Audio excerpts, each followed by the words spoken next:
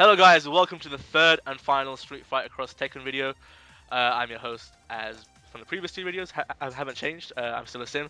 Got Adrian and Aaron with me. Are you guys emotional and crying that this is the last video we're doing for Street Fighter Cross Tekken? Tears on my pillow. Aaron, are you? Yeah, just a bit. Your voice has added emotional depth. Yeah, I know, man. I mean, it's the best performance I've done recently. So, but yeah, we're looking at the Scramble battle mode, or Scramble mode, if you want to call it. In the versus section of Street Fighter Cross Tekken. This is a crazy over-the-top Super Smash Brothers type mode. I think that probably be a fair indication of it. Adrian, what's your thoughts on this mode in general? It's hugely reminiscent of Dramatic Battle from Street Fighter Zero and Street Fighter Alpha, and instead of having just 2-on-1, it's 2-on-2. So yeah, lots and lots of things going on screen at once. Pretty good sort of indicator is the kind of power that they've actually got on the engine as well, which is always a positive sign.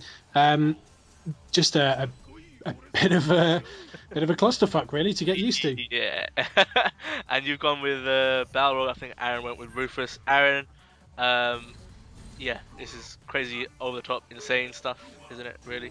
Yeah, it's pretty manic. It's lots of I think when we start one of these battles, it might be the next one. I think I'm like completely clouded out by Adrian's Hugo. You can actually not see me on the screen. So have fun with this mode, guys.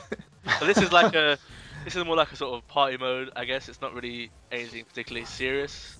So I guess if you've got a few mates over and you want something a little less serious than the standard stuff, I guess this might be something you could just chuck on and have a bit of a laugh with. Adrian, is that probably a fair yeah, I definitely think from our first impressions that it's not the most serious mode in the world. It is just really to kind of show it off. But at the same time, who knows? It could end up that there's a massive community for people that love doing this in 4-player, and that it actually turns out to be hugely competitive. I'm all for Scramble Battle at EVA. Come on, let's get this going. Aaron, would you be up for that? A bit of Scramble Battle Not at all. So yeah, is it like two planes here, or is it one plane? I'm not even sure. My eyes are just really confused by what's going on right now. I think there's two people at the front and two people at the back, but you can hit everybody. So it depends. It seems to depend on who you're closest to, and it kind of just auto locks onto that person.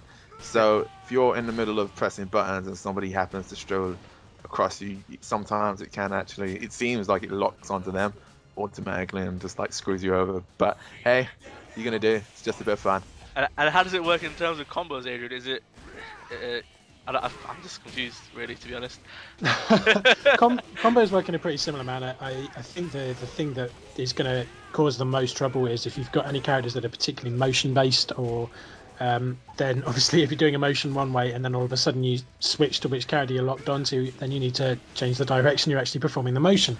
Yeah. So it's a bit tricky to get your head around. But I think, I don't know, again, I'm not trying to sound like the advocate of the mode, because don't get me wrong, it's not my favourite mode by a long shot, but at the same time it could be that there are certain things that you can learn as to when your character is going to switch, and you could learn the intricacies of it. Yeah. So for this one, you were on the same team, obviously. So I presume you were controlling each of your separate characters. But for the next one, you're going on to different teams. How does that work, Aaron? Do you still control the other character as well, or is it? No, the AI takes full control of that, and it's whoever. Obviously, if one person dies on your team, that's it for the whole team. So yeah, I don't know if you're supposed to be like helping each other, but the AI has no care for you. It just does what it wants to do. So it can be a bit infuriating. But again, it's just a fun mode, and I'm sure a lot of people have fun with it. Yeah, and you've gone. You're gonna go for some of the more light-hearted characters, Kuro and Toro. Adrian, are you big fans of these two characters? I'd actually seen them before. There was I remember there used to be a game on the Japanese PlayStation network called Mainichi Yisho, which featured both of them, I believe. And yeah, they're pretty big news in Japan. Just I don't think anyone over here has heard of them. Yeah, but they are. I think you guys are both controlling these characters, right? So the other two characters, Paul and Julia, are AI. Kazuya and Ryu Jr. That's what they are there. Oh right, so the moveset is based upon the existing characters. Yeah, I'm pretty sure you'll see Adrian throw some fireballs when the match eventually starts. Okay, and you're playing with dinosaurs in the background, so that's even more crazy and over the top. So yeah, good stuff, good stuff. So yeah, you're playing as Toro, Adrian, is that correct? I believe so. Yep. And Aaron is Kuro. So Toro's moveset is like whose did he say? It's more like Kazuya's? No, that's Ryu. Ryu. Okay, Yeah. Ryu. Okay. And Come on, the infamous headband and the fighting gloves, man. Come on. yeah, well, yeah, I just saw that now. Yeah, but how does it work in terms of like, because they're obviously like small. So is their hitbox like? I mean, is it like all over the place or something? Like, I'm confused about that as well. Is there anything going on there? I think we're all a little bit confused about that at the moment. I must admit, we did try them very briefly in Versus, and they didn't seem to have too abnormal a hitbox. So it's not sort of a Ryu with just a tiny hitbox, because that would just be ludicrous. Yeah. So there are some differences to keep things a little balanced. Again, I think the with a lot of these bonus characters is that with there being some of them present on one platform but not the other, it does mean that they might not sort of slip into obscurity, and they might not get used at tournaments and things like that. So who knows? Yeah, so we can see the next the Street Fighter Cross Tekken champion playing as one of these characters. I think it's going to happen, to be honest. I think it's going to happen. And Aaron, you were playing as the other one. I forgot his name now. Is it Kuro? Yeah. And he was based on, you said, which character? Kazuya. Kazuya. Yeah. And who actually ends up winning this match?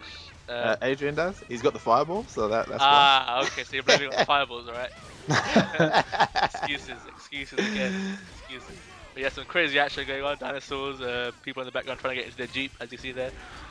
Weird mode. But I think that's pretty much our look at Street Fighter Cross Tekken. We've got a written preview up, the previous two videos, Versus and Trials mode.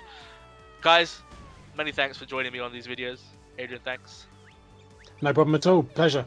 Good man. And Aaron, I'll see you later. It's always good to hear your sultry tones. Good times. Good times. Alright, thanks for watching, guys. Goodbye.